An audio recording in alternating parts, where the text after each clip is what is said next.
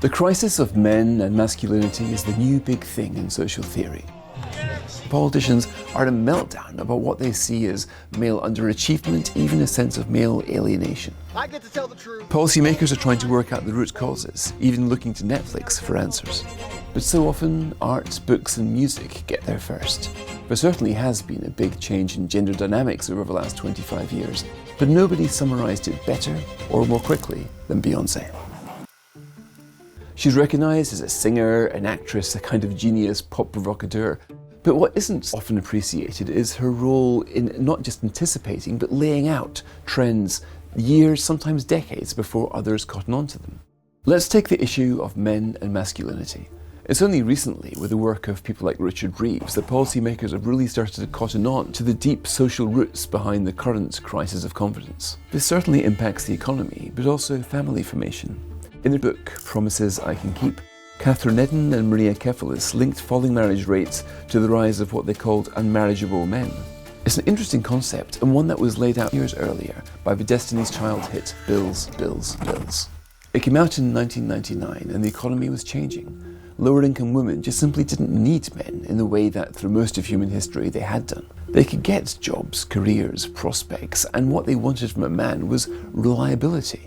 They were not prepared to tolerate somebody who would basically leech off them, and Beyonce said so in no uncertain terms. Bills talks about a relationship that starts well enough with a man whining and dying, wooing the women, but after a while he starts to slack and slips into not just laziness, but financial dependency. The line is drawn when he basically starts borrowing money of his girlfriend, using her as a kind of payday loan company. And the song gets to the heart of masculinity. A man, it says, is somebody who will help you out when times get tough. And this was at a time when gender studies theories were deriding such chivalric traits as hegemonic masculinity.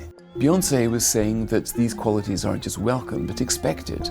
Men who can't provide for themselves or commit are, as she put it, not real men. She put her finger on something that academics have been trying to define ever since. They come up with various phrases: socially marginalised, detached from the workforce, or unmarriageable, but nothing quite had the derisive pith of Beyonce's word, trifling. In 2019, a major study came out in the Journal of Marriage and Family. It was saying that there was a chronic lack of marriageable men. Now, this made big headlines worldwide. It was seen as an academic breakthrough, but this was exactly what Beyonce had laid out in no uncertain terms 20 years earlier. As Beyonce's career progressed, her observations on masculinity evolved. While songs like Independent Women and Run the World celebrated women's evolving status, she made clear that this didn't either diminish men or erode the chivalric ideal or what women wanted from men. And then came 2008, and with it, single ladies. Beyonce then wanted to articulate that women deserved male commitment, and if it wasn't coming, then the man would go down the pan. Beyonce was challenging the feminist cliches of the time by pointing out that marriage didn't enslave women, it empowered them. And once again, a man who could not give that commitment was not a real man. But these last 20 years have been pretty tough on the men.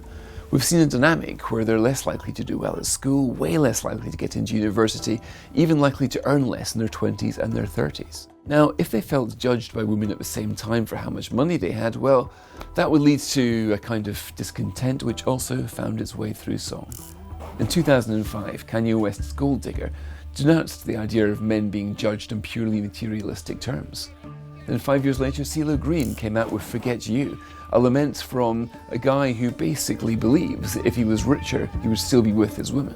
These dynamics matter. These are the social trends of our life. This is what turns the country around. This is what makes us who we are. And so often, politicians and academics are years behind the musicians and the artists in working out what direction the country has taken. Now, one of the best books about this is Men Without Work by Nicholas Eberstadt. I asked him recently why this is so important. Politicians still aren't paying enough attention. He said it was the kind of social distancing, that we're not listening to each other as much as we could do.